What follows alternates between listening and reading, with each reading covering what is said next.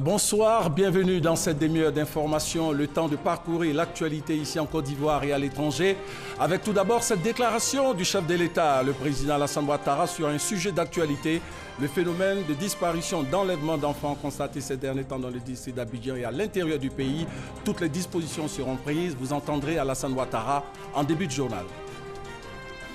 Avant cette déclaration, le président de la République était en conseil des ministres tenu au palais présidentiel et au nombre des sujets abordés, ce sujet d'actualité, le phénomène de disparition, enlèvement et assassinat d'enfants, conseil des ministres, compte rendu dans quelques instants.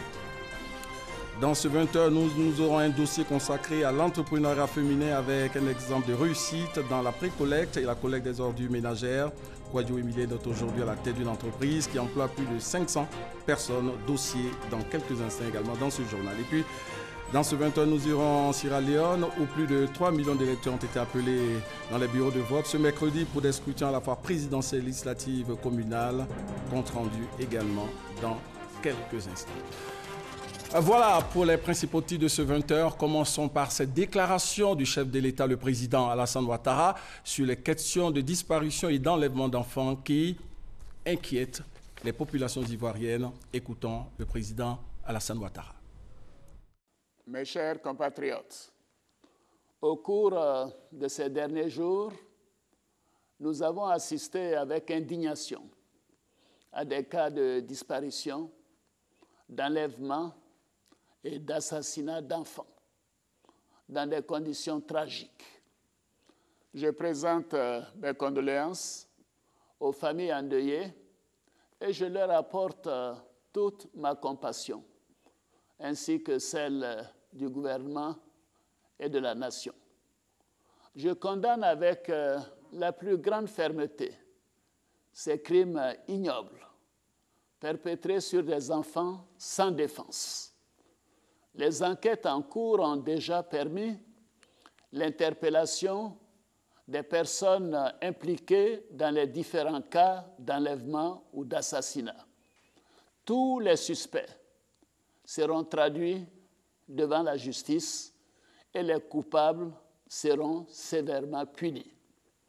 J'ai donné des instructions fermes pour que nos forces de défense et de sécurité se déploient en nombre sur le terrain pour protéger toutes les populations. Je vous invite donc, chers compatriotes, à ne pas céder à la psychose. Nous sommes déterminés à lutter contre ces pratiques inacceptables. Tous les moyens humains et matériels seront déployés pour faire la lumière sur ces événements ignobles, afin d'éviter que cela ne se reproduise. Il ne doit plus jamais y avoir de cas de Bouba en Côte d'Ivoire. Mes chers compatriotes, je voudrais également revenir sur les comportements inciviques et les attaques contre les symboles de l'État qu'il nous a été donné d'observer dans certaines localités de notre pays, notamment à Guiglo, Soubré, Blolequin et plus récemment à Mbayakro. Oui, nous avons assisté à une montée d'actes de violence et de défiance de l'autorité de l'État. Des familles ont été endeuillées, des symboles de l'État ont été saccagés. Je vais dire ma peine et la solidarité de la nation à toutes les victimes, ainsi qu'à leurs familles. La justice sera saisie et plusieurs personnes ont déjà été arrêtées. J'ai demandé au garde des Sceaux de faire aboutir toutes les enquêtes dans les plus brefs délais et de traduire devant les tribunaux tous ceux qui sont impliqués dans les cas de destruction d'édifices publics ou de violence contre les représentants de l'État. Des sanctions exemplaires suivront. J'ai instruit le Premier ministre et les différents membres du gouvernement à l'effet de poursuivre leurs actions en vue d'apporter des réponses aux préoccupations des populations ivoiriennes et des résidents de notre pays, tout en les adjoignant de prendre des mesures fermes contre tous les actes inciviques notés sur l'ensemble du territoire. J'ai également instruit toutes les forces de sécurité pour qu'elles ne tolèrent plus les attitudes contraires aux lois et règlements de notre République, ainsi qu'à la quiétude des populations. Cependant, je serai particulièrement vigilant sur le comportement de nos forces de sécurité. Le racket sera sévèrement sanctionné. Mes chers compatriotes, les comportements inciviques de ces derniers mois nous interpellent tous. Ils sont contraires à l'idéal de société que nous voulons bâtir et aux antipodes des valeurs de la République, de notre République. Par ailleurs, nous constatons aussi que les recours normaux à la médiation, la facilitation, l'arbitrage et le dialogue, selon les canaux traditionnels, ne sont plus utilisés pour la résolution des conflits fonciers et communautaires. Je voudrais à nouveau m'adresser aux rois et chefs traditionnels, ainsi qu'aux guides religieux, afin qu'ils continuent de jouer leur rôle de promoteurs des valeurs morales, de médiateurs et de régulateurs de la vie en société. La Chambre des rois et chefs traditionnels, qui a été érigée en institution de la République, est un premier recours en cas de crise locale. Mes chers compatriotes, la Côte d'Ivoire est aujourd'hui un modèle pour de nombreux pays. Nous devons préserver cet acquis. C'est pourquoi je vais appeler chacune et chacun de nos concitoyens au respect et à la tolérance. Privilégions le dialogue et ayons recours aux institutions de la République pour régler nos différends. Nul n'a le droit de se faire justice lui-même. Plus que toute autre chose, j'en appelle au respect de la vie humaine, car la vie humaine est sacrée. Mes chers compatriotes, la Côte d'Ivoire nouvelle à laquelle nous aspirons tous garantit à chaque Ivoirienne et à chaque Ivoirien le respect de ses droits. Une Côte d'Ivoire avec des Ivoiriens nouveaux qui font de notre devise Union, Discipline, Travail un credo. Cette Côte d'Ivoire nouvelle doit également être un état de droit absolu. C'est pourquoi je voudrais à nouveau vous assurer que les événements que nous avons vécus récemment ne pourront rester sans conséquence. La loi sera appliquée dans toute sa rigueur. Je vais enfin vous assurer de ma détermination à continuer d'œuvrer sans relâche à la consolidation de la paix et de la cohésion sociale dans notre pays. Vous pouvez continuer à me faire confiance. Je vous remercie. Voilà, vous venez d'entendre le président de la République sur les derniers développements de l'actualité nationale. Après cette déclaration du chef de l'État, nous vous proposons le compte-rendu du Conseil des ministres tenu ce mercredi au Palais présidentiel, le point de cette séance de travail gouvernementale avec Viviane Agnima. Les cas de disparition et d'enlèvement d'enfants observés ces jours-ci sur le territoire national et les troubles sociaux créés par ces actes crapuleux ont été examinés au cours du Conseil des ministres de ce mercredi sous la présidence du chef de l'État. 8 cas à ce jour ont été enregistrés par la police. Le Conseil affiche sa détermination à retrouver et punir les auteurs de ces actes criminels et appelle les populations à garder le calme et à ne pas se livrer à des actes de vandalisme. Nous sommes aujourd'hui exactement à 8 cas de disparition ou d'enlèvement enregistrés par la police de Côte d'Ivoire. Malheureusement, sur ces 8 cas, 3 ont conduit à des décès de mineurs. Mort violente, arme blanche, strangulation. Dans 4 cas, les enfants ont été retrouvés et remis à leur famille. À ce jour, il ne reste plus qu'un cas à Bouna, n'a toujours pas été élucidée puisque l'enfant en question n'a pas été retrouvé. Aujourd'hui, à l'heure à laquelle se tenait le Conseil des ministres, la situation qui a été présentée indiquait que partout, la situation était calme sur le territoire national. À Mbayakro, puisque c'est le dernier cas mentionné, les élèves ont été mis en congé jusqu'au lundi, après que l'ordre a été mis dans la ville et dans leurs écoles. Ce que nous pouvons dire, c'est premièrement inviter les populations à garder le calme, ne pas céder à la psychose, surtout ne pas se faire justice. Il y a des enquêtes qui sont ouvertes et qui vont permettre de remonter jusqu'aux commanditaires éventuels des cas que nous avons notés de personnes ou d'enfants qui ont été tués. Donc si nous remontons à ces personnes-là, elles seront condamnées. Elles seront condamnées parce qu'elles sont coupables pratiquement au même titre que l'auteur principal de l'acte. Bientôt, 450 nouveaux autobus seront acquis par la SOTRA pour renforcer son parc dont la capacité actuelle est de 650 autobus en circulation. Le Conseil a donné son accord pour 2 prêts auprès de la banque tchèque Československa Obchodní pour un premier prêt d'un montant d'un peu plus de 8,8 milliards de francs au titre du financement de l'acompte de 15% du coût total des bus et un deuxième prêt d'un montant d'un peu plus de 50,1 milliards de francs au titre du financement de 85% du prix d'achat des 450 bus. À ce jour, nous avons 650 bus en circulation dans l'agglomération d'Abidjan, auxquels donc vont s'ajouter les 450, ce qui va porter à 1100 bus avant la fin de l'année 2018, le nombre de bus en circulation dans la ville d'Abidjan.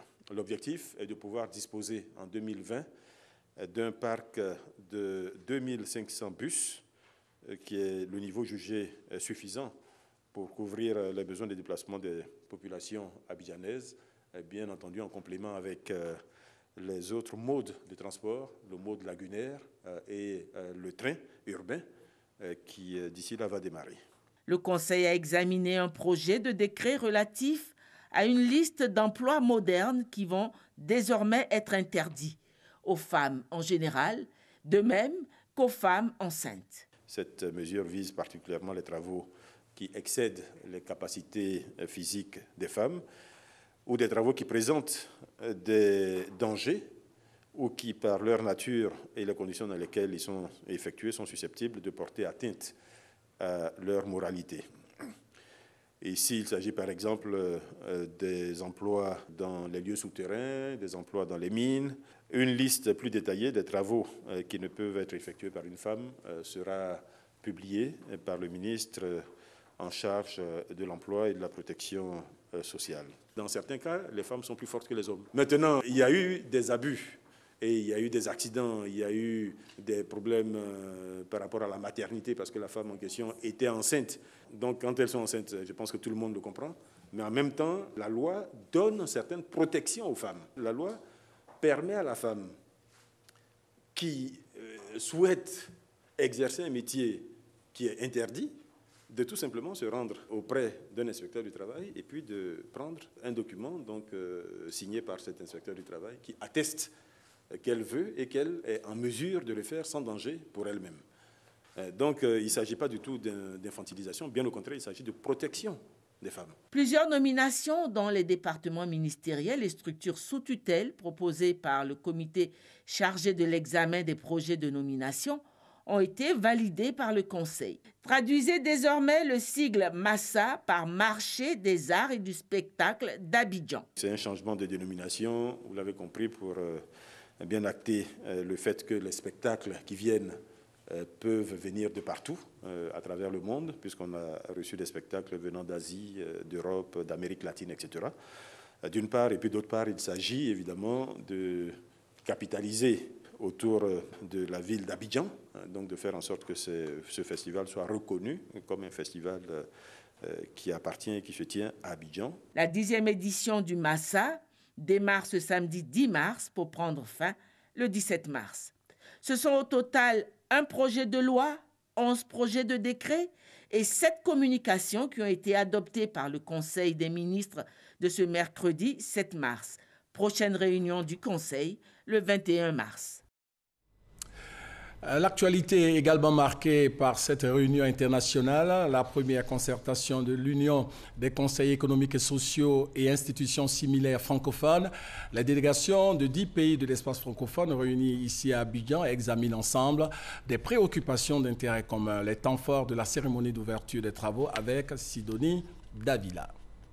Économiques et sociaux dans la dynamique de redonner un nouveau souffle à la francophonie. Instrument pour y parvenir, l'UCESIF, Union internationale des conseils économiques et sociaux et institutions similaires francophones. Les membres du bureau veulent en faire un outil essentiel pour développer l'espace francophone. Pour sa toute première réunion, l'UCESIF a porté son choix sur la Côte d'Ivoire. L'avenir de l'UCESIF que nous envisageons est lié à la promotion de cette particularité francophone. Nous devons persévérer dans cette nouvelle dynamique dans laquelle nous nous sommes engagés. Des délégations en provenance de 10 pays sont présentes. La francophonie, la formation, l'éducation, l'emploi jeune, les droits sociaux, autant de sujets d'intérêt commun sur la table des discussions. Il faut se féliciter de cette rencontre pour parler de nos objectifs, comment on peut s'impliquer pour pouvoir mieux s'organiser et renforcer la capacité de l'institution au niveau de la francophonie. Comment régler que cela soit quand même équitable à chacun de nos États et tirer les bonnes conclusions. L'importance d'accompagner la jeunesse pour que dans ce 21e siècle qui commence, l'espace francophone porte des valeurs et que ces valeurs soient au service d'un meilleur avenir pour nos jeunes. Créé en 2004 à Ouagadougou au Burkina Faso, l'UCESIF fait partie des 15 réseaux institutionnels francophones. La Côte d'Ivoire occupe avec le Maroc les postes de vice-présidence au Conseil d'administration des conseils économiques et sociaux. L'activité politique nationale marquée par la réunion du haut niveau des instances du RHDP, le Rassemblement des oufouettistes pour la démocratie et la paix. C'est la 5e réunion qui se tient depuis le début de l'année sur l'avenir de cette coalition face aux élections générales futures. Le compte-rendu de Gabriel Zanilou. 2 jours successifs de concertation du Haut Comité de réflexion du Rassemblement des oufouettistes pour la démocratie et la paix. Et toujours rien. Nous avons eu des mandats qui ont donné un travail, ce travail continue, ça se passe dans de bonnes conditions et attendez qu'on rende compte à nos mandats pour, disons ensuite vous dire la substance finale. Voilà ce que je veux vous dire, les choses avancent normalement. La réponse au silence, le comité de haut niveau du RHDP travaille. Mais une chose est bien visible, les partis politiques membres de la coalition des oufouettistes discutent sur des questions cruciales qui demandent un accord parfait. La question des sénatoriales est la plus pressante. Chaque parti politique de la coalition doit-il partir en solitaire au sénatorial? En fin de course, dresser la liste des candidats à ces élections. La date de dépôt des dossiers expire dans 2 jours. Le PDCI-RDA, le RDR, l'UDPCI, l'UPCI, le PIT et le MFA n'ont pas encore de position commune. Si rien n'a filtré de leur conciliabule après 48 heures de discussion au siège du Rassemblement des Républicains à la rue Lépic, une autre question reste toujours en suspens. Le parti unifié sera-t-il constitué avant les échéances municipales? En tout cas, le temps presse. Ce comité est chargé de réfléchir sur le projet de formation d'un parti unifié regroupant les partis membres de l'Alliance. Demain 8 mars, c'est la journée internationale de la femme. Et ici, en Côte d'Ivoire, les préparatifs de cette journée ont été marqués par l'organisation d'un panel consacré à l'inclusion financière dans le cadre de l'autonomisation de la femme. Des précisions avec Kwasi Mamadou. Structures financières, partenaires et acteurs de l'autonomisation de la femme face au groupement féminin pour ensemble mutualiser les forces. Un moment de réflexion pour lancer les activités de la 21e Journée internationale de la femme. Une édition qui a pour thème l'inclusion financière et l'autonomisation de la femme et de la jeune fille. Chacun des intervenants partageait ses recettes et expériences en matière d'autonomisation. On nous demande souvent de fournir des dossiers. Et souvent, quand vous ne savez ni lire ni écrire, il est difficile pour vous de pouvoir produire ces documents. Et c'est en cela que je dis, il est important que chaque femme puisse savoir lire et écrire. Et à la matière, au niveau du ministère, nous avons ce que nous appelons les instituts de formation et d'éducation féminine. Des propositions ont été faites par les différents acteurs. Il s'agit entre autres du Fonds Femmes et Développement qui pèse à ce jour 500 millions de francs CFA. Il y a également le projet AVEC, Association villageoise d'épargne et de crédit, mise en œuvre dans tous les centres sociaux de Côte d'Ivoire. Un projet qui enregistre 1146 membres qui ont pu épargner plus de 35 millions de francs CFA. À côté des actions du ministère, il y a le FAFSI de la première dame Dominique Ouattara, qui œuvre pour l'autonomisation de la femme. Représentée à ce panel par Koulibaly Kawa, elle a invité les femmes à souscrire massivement à ce fonds de 10 milliards de francs CFA, qui compte à ce jour plus de 120 000 bénéficiaires. Les établissements financiers ont mis l'accent sur le produit susceptible d'intéresser les femmes qui veulent garantir les activités génératrices de revenus. On en vient maintenant au dossier de ce 20h, dossier consacré à l'entrepreneuriat féminin avec un exemple de réussite dans la précollecte et la collecte des ordures ménagères. Quadio Emilienne est aujourd'hui à la tête d'une entreprise qui emploie plus de 500 personnes dans ce secteur d'activité qui, d'ordinaire, est réservé aux hommes. Justine Diquet nous fait découvrir ce modèle de réussite. Femme de courage, de persévérance et d'abnégation au travail, il y a 20 ans qu'elle s'est investie dans la lutte contre l'insalubrité à l'échelle nationale, un domaine, dit-on, réservé aux hommes. C'est un métier d'homme, c'est un métier qui est prenant. Heureusement que j'avais fini de faire mes enfants. Donc, je me suis abandonnée complètement à ce métier, bien entendu, hein, en préservant mon foyer. Hein. Sur la base d'une formation en matière de gestion de la salubrité et de l'environnement, Dame Quadio Emilienne s'est consacrée corps et âme à cette activité au point d'être aujourd'hui une femme rompue à la chose, à la tête d'une entreprise qui emploie plus de 500 personnes. Je suis partie de rien. Monsieur Nkoumou Mobio, du maire de la ville d'Abidjan, avait en son temps donné la possibilité à chaque Ivoirien, à chaque personne, de s'intéresser à cet aspect-là. Et malheureusement, il n'y en avait pas plusieurs, et d'où j'ai eu cette opportunité de m'y investir. Avec 5-6 camions, et puis par la suite, je me suis retrouvée avec plus de 150 camions. À l'époque, je dis bien, 150 camions, d'où j'étais leader. Et aujourd'hui, bon, j'ai plus de 150 camions, hein, c'est clair, parce qu'il y a plusieurs opérateurs aujourd'hui. Mais je veux dire que les choses se sont bien passées jusque-là. Chemin faisant, son époux a abandonné son métier pour l'accompagner dans la gestion de cette entreprise qui, au départ, n'était qu'une petite affaire. Un jour, bon, c'est long à raconter, mais elle a débarqué là où je travaillais, j'étais dans une banque. Elle allait jusque voir le directeur général de cette banque pour dire, écoutez, ou bien mon mari part d'ici, ou bien on a une petite affaire, je la ferme. Là, depuis que je reviens, depuis 2003, tout se passe vraiment très très bien. Une journée de travail avec Dame Quadio Emilienne, c'est non seulement les directives au bureau, mais c'est aussi et surtout le suivi du travail sur les lieux de ramassage et de décharge des ordures ménagères. Vous avez regardé si tous vos camions sont sortis? Oui, j'ai vérifié cela avec le chargé de l'exploitation. Tous les camions sont sortis ce matin sans problème.